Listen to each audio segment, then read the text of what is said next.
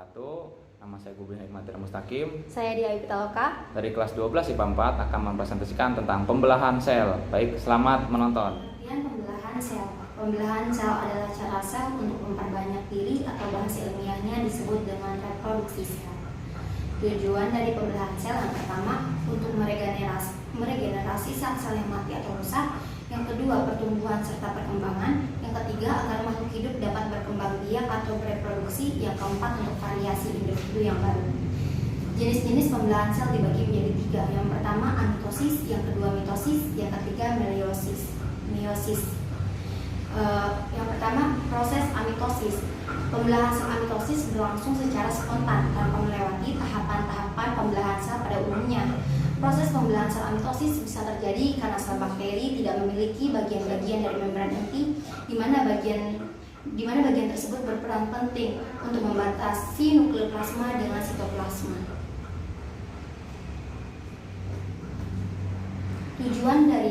Tujuan dari pembelahan sel amitosis yaitu untuk reproduksi atau memperbanyak diri yang awalnya satu menjadi terbelah dalam beberapa bagian sehingga menghasilkan pembelahan sempurna dan banyak.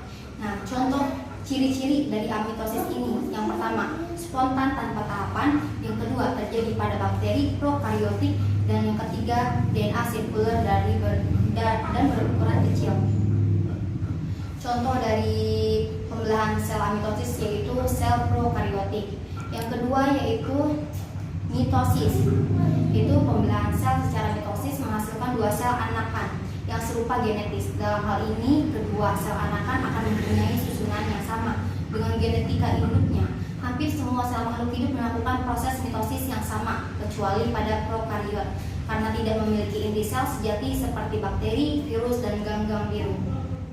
Fase-fase perubahan sel secara mitosis. Yang pertama ada interfase. Terjadi tahap penimbunan energi oleh sel untuk melakukan pembelahan sel yang sangat lama. Setelah fase interfase, nukleus tampak lebih jelas. Yang kedua ada fase profase. Pada tahap ini terjadi perubahan pada nukleus dan sitoplasma. Di dalam nukleus, benang-benang kromatin menebal dan memendek membentuk kromosom. Dengan berakhirnya profase, kromosom-kromosom yang double tadi dan memanjang itu akan menempatkan diri di bidang ekuator dari sel. Tahap yang ketiga ada fase metafase. Masing-masing kinektor pada sentromer dihubungkan ke satu sentosom oleh benang-benang spindel. Kemudian pasangan kromatid bergerak ke tengah inti sel, yaitu bagian ekuator, dan membentuk lempeng metafase. Yang keempat ada fase anafase. Pemisahan kromatid dari bagian stromer yang kemudian membentuk kromosom baru. Masing-masing kromosom ditarik oleh benang spindel menuju arah yang berlawanan. Yang terakhir ada fase telofase. Fase ini terjadi peristiwa kromosom berubah menjadi benang kromatin, membran inti dan nukleus terbentuk kembali menjadi sitokinesis, yaitu pembagian sitoplasma, sehingga dihasilkan dua sel yang identik dengan sel semula.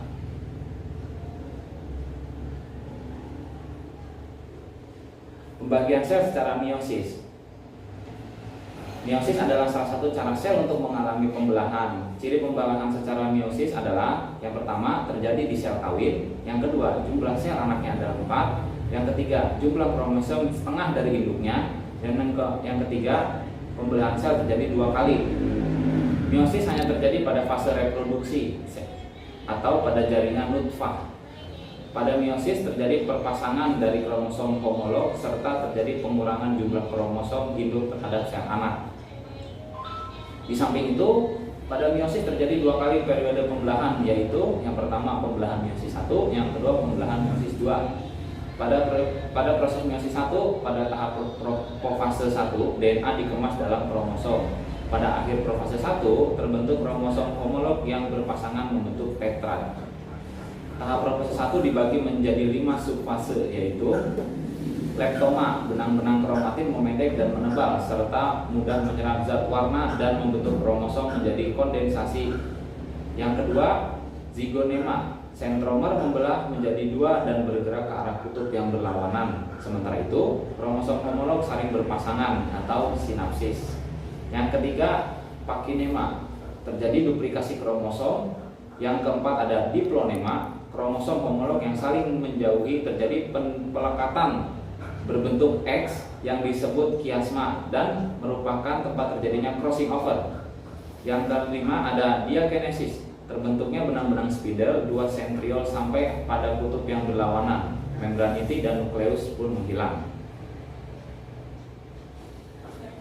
Tahap metafase 1, pasangan kromosom homolog berderet di daerah ekuator, sentromer menuju kutub dan mengeluarkan benang-benang spindel.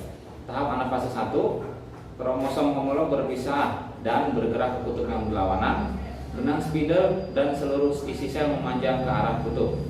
Pada manusia dan hewan, meiosis terjadi di dalam gonad dan menghasilkan sel gamet seperti spermatosit atau sel telur.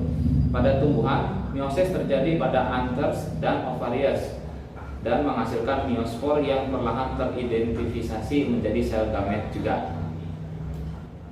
Alamin, telah selesai presentasi kami. Mohon maaf bila ada kesalahan kata dalam pengucapan. Wassalamualaikum warahmatullahi wabarakatuh.